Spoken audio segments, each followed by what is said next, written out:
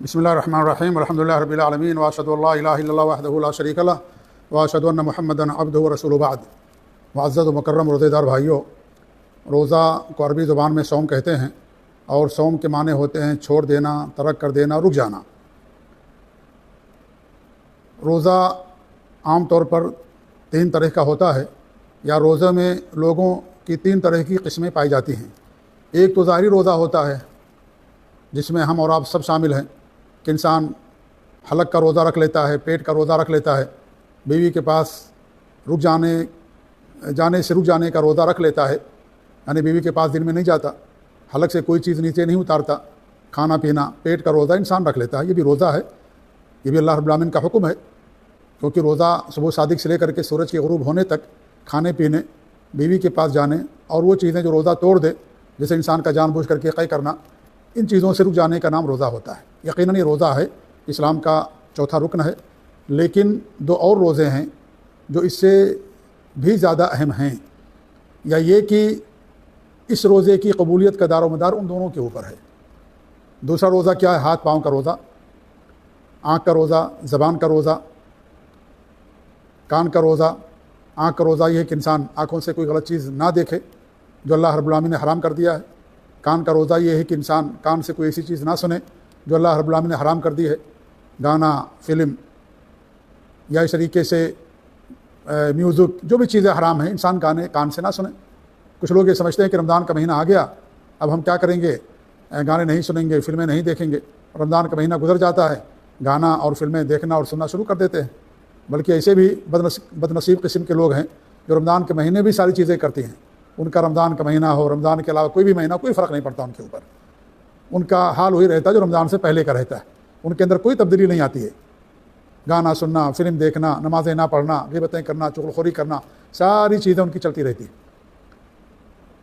تو ایک دوسرا روزہ ہوتا ہے کہ آنکھ اور کان کا روزہ، زبان کا روزہ، انسان زبان سے غیبت نہ کرے، جھوٹ نہ بولے اور چغلخوری نہ کرے، شرکیہ بات نہ کرے، کفر کی باتیں زبان سے نہ نکالے، کسی کو گالی نہ دے۔ انسان اگر زبان سے شرکیہ باتیں نکالتا ہے، کفر کی باتیں کرتا ہے اور روزہ بھی رکھتا ہے، تو اس روزے کا کوئی اعتبار نہیں ہوگا، کیونکہ شرک انسان کے سارے اعمال کو برباد کر دیتا ہے۔ شرک کرنے والے کے لیے معافی نہیں ہے، شرک کرنے والے کے لیے ہمیشہ جہنم ہے۔ اللہ رب العالمین نے جنت حرام کر دی شرک کرنے والوں پر۔ تو انسان روزہ تو رکھتا ہے لیکن شرک بھی کرتا ہے زبان سے۔ ایسے روزے رکھنے سے کوئی فائدہ نہیں ہے، کیونکہ اس روزے کی قبولیت کا دار و مدار شرک نہ کرنے پر ہے، توحید خالص پر قائم رہنے پر ہے۔ تو دوسرا قسم کا روزہ ہے کہ انسان اپنے ہاتھ کا روزہ رکھے، پاؤں کا روزہ رکھے، زبان کا بھی روزہ رکھے۔ ہاتھ کا روزہ یہ کسی پر ظلم نہ کرے، اپنے ہاتھ سے کسی کی طرف غلط اشارہ نہ کرے۔ پاؤں کا روزہ یہ ہے کہ انسان پاؤں کو حرام کاری کے لیے، حرام خوری کے لیے، غلط کاموں کے لیے استعمال نہ کرے۔ یہ پاؤں کا روزہ ہے۔ یہ روزہ تو ہمیشہ انسان کے لیے ہوتا ہے۔ پہلا جو روزہ ہے، پہلی قسم کا جو روزہ ہے، وہ رمضان میں فرض ہوتا ہے، لیکن یہ جو روزے ہیں، ہاتھ پاؤں کے روزے اور زبان کے روزے، آنکھ کے روزے، کان کے روزے، یہ تو ہمیشہ فرض ہے انسان کے اوپر کہ انسان ہمیشہ گناہوں سے دوری اختیار کرے۔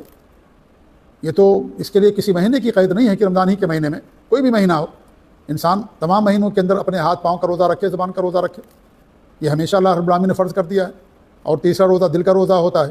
دل کا روزہ یہ ہے کہ انسان کے دل میں حسد نہ ہو، نفرت نہ ہو، بغض نہ ہو، عناد نہ ہو، کفر اور شرک نہ ہو، نفاق نہ ہو، کسی کو حقیر نہ جانے انسان، کسی سے نفرت نہ کرے انسان۔ یہ روزہ تو ہمیشہ فرض ہے۔ اس روزے کا ماہ رمضان سے کوئی تعلق نہیں ہے۔ جیسے نماز ہمیشہ فرض ہوتی ہے، نماز کا ماہ رمضان سے، ذی الحجہ کے مہینے سے، محرم کے مہینے سے کوئی تعلق نہیں ہے۔ اللہ رب العالمین نے نماز ہمیشہ فرض کر دیا۔ تو دل کا روزہ ہمیشہ فرض ہے۔ ہم تو پیٹ کا روزہ رکھ لیتے ہیں، حلق کا روزہ رکھ لیتے ہیں، لیکن آنکھ، کان، پاؤں کا روزہ، دل کا روزہ نہیں رکھ پاتے ہیں، جو زیادہ اہم ہے۔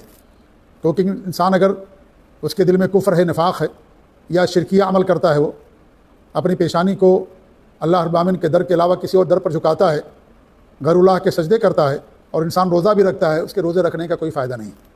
اللہ فرماتا ہے عبد اللہ ولا تشرکوا بہ شیئا، اللہ کی خالص سے بات کرو، اللہ تعالیٰ کے ساتھ کچھ بھی شرک نہ کرو۔ روزہ عبادت ہے، اللہ رب العالمین ہی کے لیے رکھا جائے گا، لیکن انسان روزہ اللہ کے لیے رکھتا ہے لیکن شرک کا بھی عمل کرتا ہے، کفر کا بھی عمل کرتا ہے، اور غیر اللہ کے لیے سجدے بھی کرتا ہے، تو اسے روزہ رکھنے سے انسان کے لیے کوئی فائدہ نہیں۔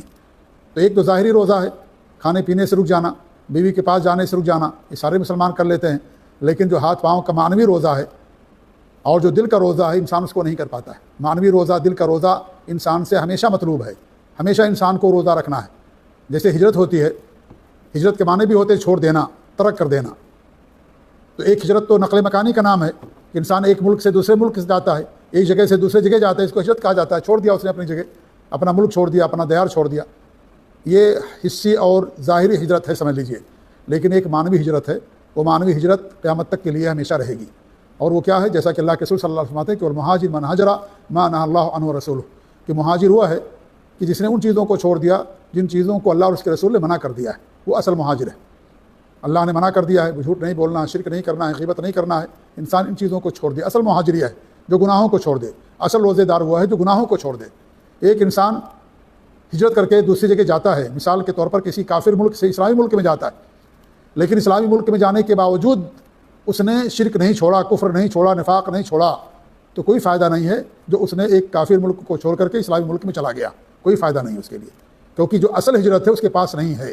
اصل ہجرت کیا ہے؟ گناہوں کو چھوڑ دینا، اور گناہوں میں سب سے بڑا گناہ شرک ہے، سب سے بڑا گناہ کفر ہے، سب سے بڑا گناہ نفاق ہے۔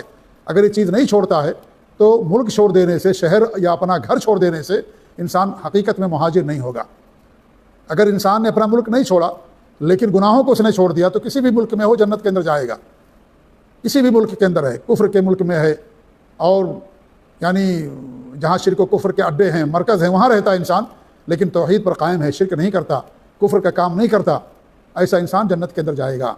لیکن ایک انسان مکے کے اندر رہتا ہے، مدینے کے اندر رہتا ہے، لیکن شرکیہ اعمال کرتا ہے، کفریہ عمل کرتا ہے، ایسا انسان جنت کے اندر نہیں جائے گا، اگرچہ وہ کافر ملک سے ہجرت کر کے مدینہ گیا ہو، کافر ملک سے ہجرت کر کے مکہ گیا ہو، وہ انسان جنت کے اندر نہیں جائے گا جو انسان اپنے آپ کو شرک سے نہیں بچائے گا، جو شرک کو نہیں چھوڑے گا۔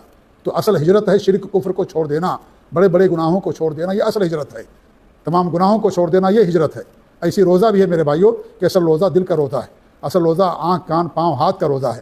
اگر انسان ان گناہوں کو نہیں چھوڑتا ہے یا دل اور ہاتھ پاؤں کا روزہ نہیں رکھتا لیکن پیٹ کا روزہ رکھ لیتا ہے، بیوی کے پاس جانے سے رک جاتا ہے، اس کا روزہ رکھ لیتا ہے لیکن اور چیزوں کا روزہ نہیں رکھتا، تو ایسی صورت میں اس روزے سے اس کو کوئی فائدہ نہیں ہوگا۔